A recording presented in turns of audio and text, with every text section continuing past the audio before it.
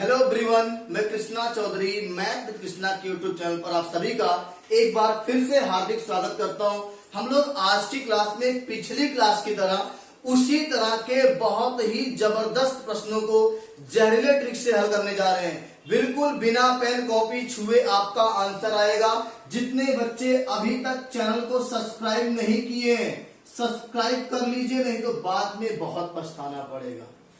कहते हैं ना कि रिकॉर्डिंग की हुई चीजें रिकॉर्डिंग होती है और लाइव देखो उसका मजा अलग होता है। तो देखो बच्चों लोग क्या करेंगे, आज की क्लास का पहला प्रश्न है, एक पुस्तक को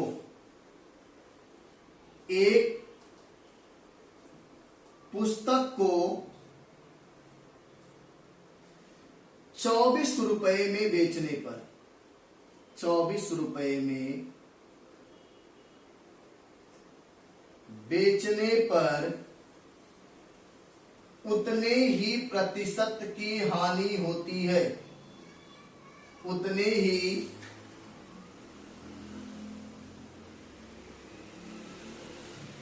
प्रतिशत की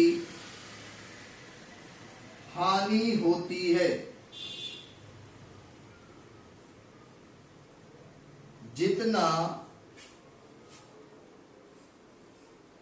पुस्तक का क्रय मूल्य है। पुस्तक का क्रय मूल्य है। तो प्यारे बच्चों, आपसे पूछेगा क्या, पुस्तक का क्रय मूल्य ज्ञात कीजिए।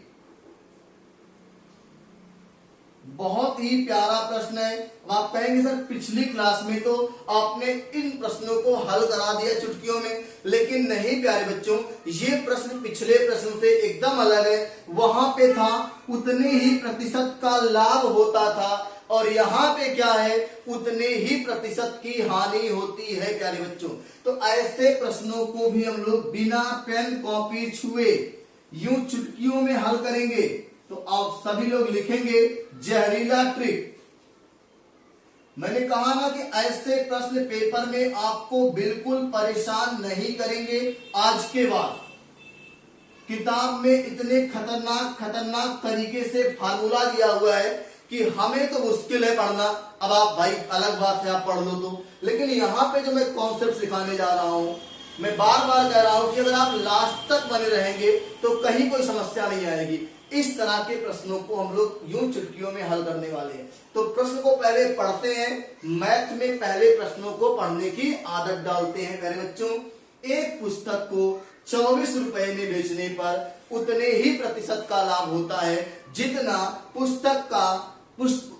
उतने ही प्रतिशत की हानि होती है जितना पुस्तक का क्रय मूल्य है। पुस्तक का क्रय मूल्य ज्ञात कीजिए प्यारे बच्चों। सबसे पहला प्रश्न है, पुस्तक तद्भव है कि तत्सम? हिंदी का सवाल, पुस्तक तद्भव है तत्सम? तो कहेंगे प्यारे बच्चों तत्सम है। इसका तद्भव कहेगा तो कहेंगे पोथी पढ़ पढ़ जग मुआ, पंडित भया न कोय, और ढाई आखर प्रेम का पढ़े सो पंडित होय। तो प्यारे बच्चों पोथी इसका तद्भव है और तत्सम क्या है, पुस्तक है। और पुस्तक स्त्रीलिंग शब्द है क्योंकि पुस्तक क्या होती है, पढ़ी जाती है। क्या होती है, पढ़ी जाती है। पुस्तकें अच्छी होती हैं, पुस्तकें पढ़ी जाती हैं, तो ये क्या हो जाएगा, स्त्रीलिंग शब्द हो जाएगा। तो ये 2-3 प्रश्न तो आपके हिंदी के पॉइंट ऑफ व्यू से इंपॉर्टेंट है, आप नोट करिए। हम लोग आगे बढ़ते हैं, इस तरह के मैथ के प्रश्नों को कैसे चुटकियों में हल करने वाले हैं। देखो ध्यान से, स्क्रीनशॉट लिया आपने, चलो देखो। अब इसको मैथ की बात करते हैं कि पुस्तक का क्रय मूल्य था कितना, कैसे ज्ञात करेंगे।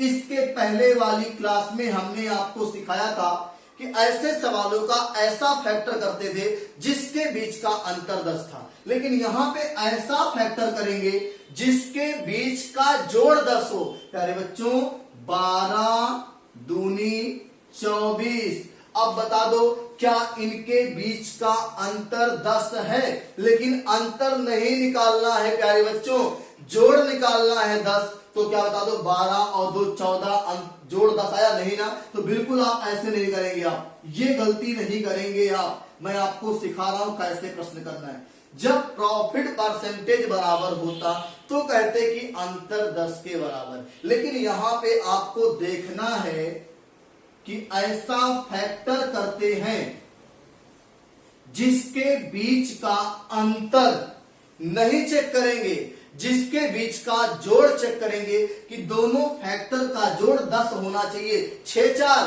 10। अब इसके आगे अगर 0 लगाएंगे तो ये हो जाएगा 40, इसके आगे लगाएंगे तो हो जाएगा 60। और प्यारे बच्चों इसका जो आंसर आता है 40 अथवा 60 दोनों में से कोई भी आ सकता है। इसकी एक खासियत है कि दोनों आंसर का जोड़ 100 के बराबर होना चाहिए। बोलो बात समझ में आई कि नहीं आई? एक बार फिर सिखाते हैं, नोट कर लीजिए इसको पहले, एक बार फिर सिखाते हैं।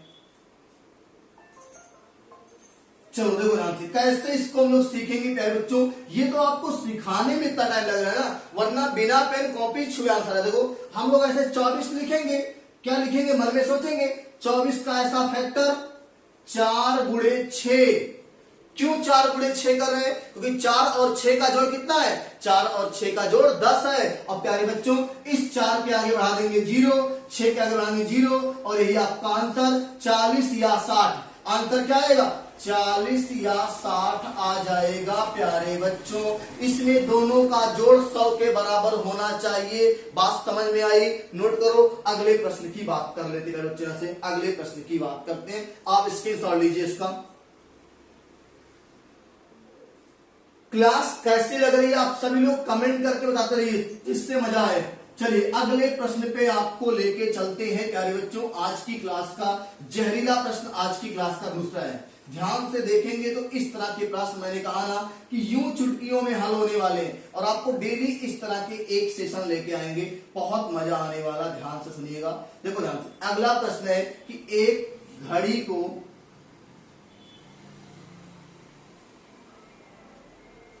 21 रुपए में बेचने पर 21 रुपए में बेचने पर उतने ही प्रतिशत की हानि होती है जितना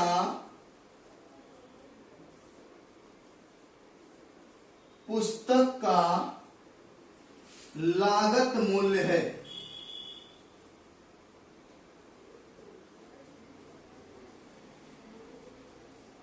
जितना पुस्तक का लागत मूल्य है, पुस्तक का लागत मूल्य ज्ञात कीजिए।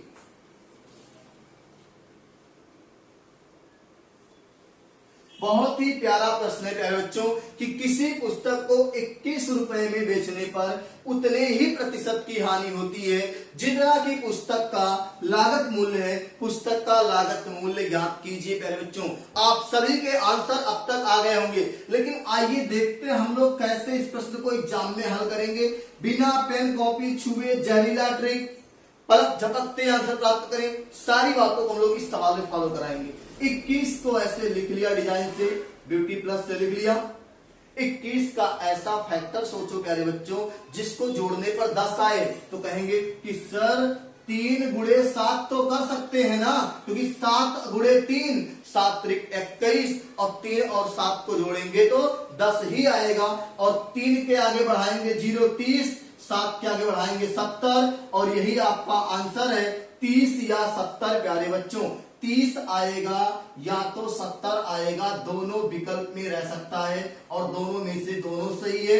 अब आपके सामने मैंने कहा ना कि इन दोनों का जोड़ 100 के बराबर होना चाहिए प्यारे बच्चों।